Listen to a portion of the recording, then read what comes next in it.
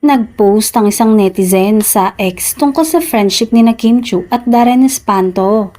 Aniya, kahit daw may agwat ang edad ng dalawang It Showtime host, sobra daw na-appreciate niya ang pagkakaibigan ng dalawa. Caption na ng sabing netizen, Bestie Kim and Darren, 30s and 20s. I love their friendship, Prinsesa Chinita. Nag-react naman si Kim sa nasabing post at tinagpa si Darren. Aniya, kahit older siya kay Darren, mas mukha raw namang matanda ang singer-actor sa kanya.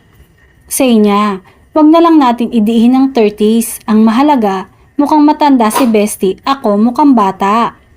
Resback naman ni Darren, ang aga mo naman nagising Bestie. Sana nag-enjoy kayo sa bike ride today. Umani naman ang samot-saring reaksyon ng nabanggit na komento ni Darren.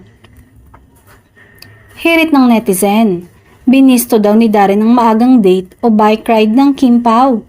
Ito ang say ng mga netizen. Mag-enjoy talaga yan, Bestie, kaya nga siya blooming at bumabata kasi may fitspiration. Iba rin kasi yung may love life, nagiging young looking kaya kailangan na rin ni Bestie Darren ng love life.